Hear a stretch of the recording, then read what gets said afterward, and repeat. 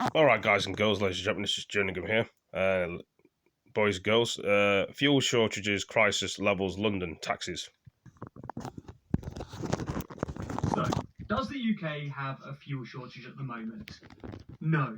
Well, thanks for watching the video, and if you did enjoy, then be sure to subscribe to the channel. Special thanks to our Patreon backers who... What, that's not the whole video? But Grant's chaps just said that there wasn't a fuel shortage. The shortage of drivers is a much smaller number. So, as I say, there isn't a dramatic shortage in drivers. In fact, it's been like this for a long time. Create a situation where people start to queue, other people see the queue, and on it goes. Okay, so if there's no fuel shortage, then why are queues getting outrageous outside petrol stations? Well, I can explain that right now. Well, we'll find out now.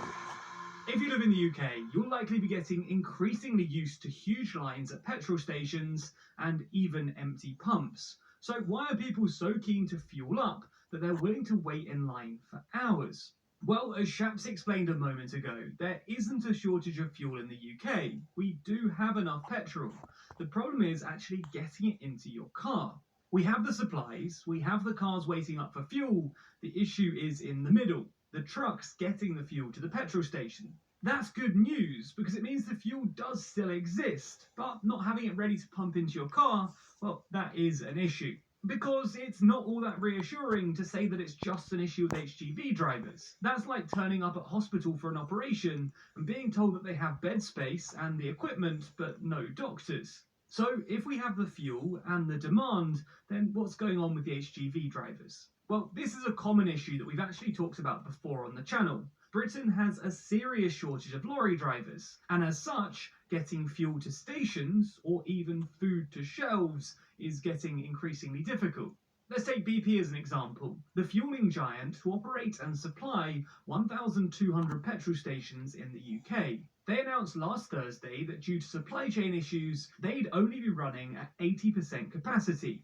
And as such, stations will be refilled less often than normal. BP don't actually hire their own HGV drivers to supply their stations, instead outsourcing it to a company called Hoyer. That meant that when Hoyer had driver shortages, BP were hit hard. And despite 45 drivers currently in training for the company, BP simply don't have enough due to a high attrition rate, with more drivers leaving than joining the industry. So the issue is this middle section, the lack of HGV drivers. But what's causing this shortfall? Well, it depends who you ask. Some are blaming Brexit for the shortage. Others, including the government, insist that it isn't down to Brexit at all. Who's right?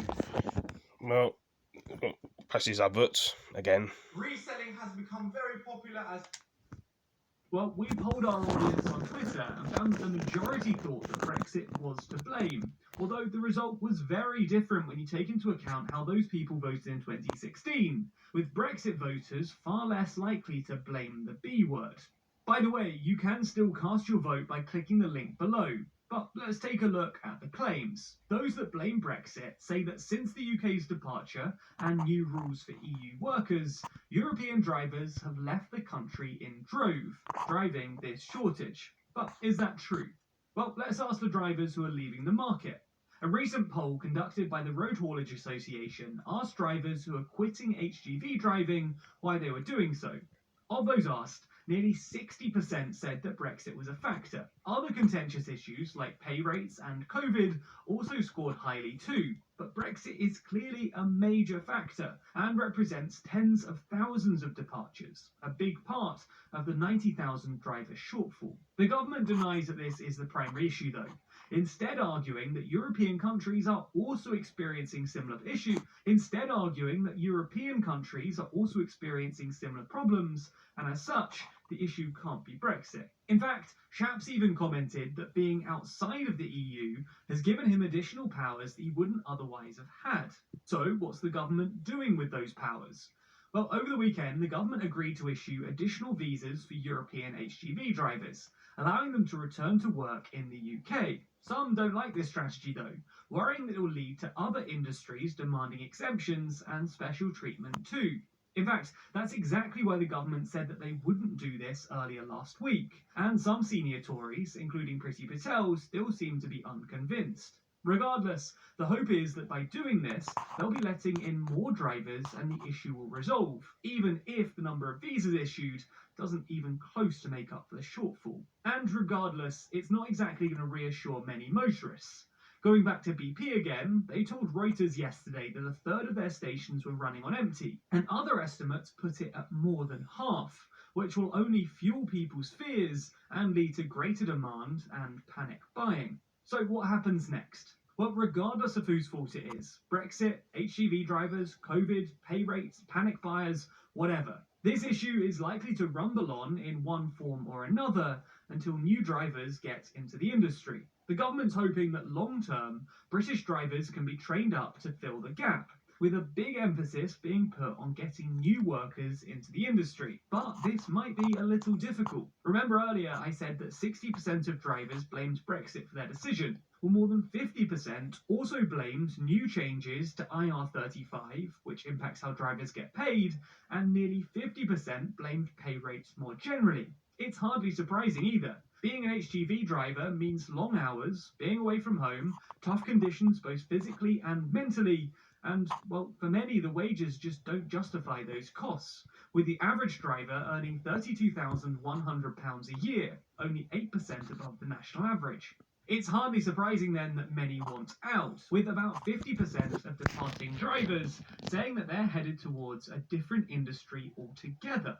What can be done about this long term then? Well, it seems that just training new people won't work. As with an attrition rate like this, it's not sustainable, even if you're constantly pouring in new workers. Maybe the actual answer then might be spending more on haulage, whether that goes towards improving wages or drivers' conditions to make the role actually appealing. Many companies might not like the higher costs that this leads to, and it may even trickle down to the consumer.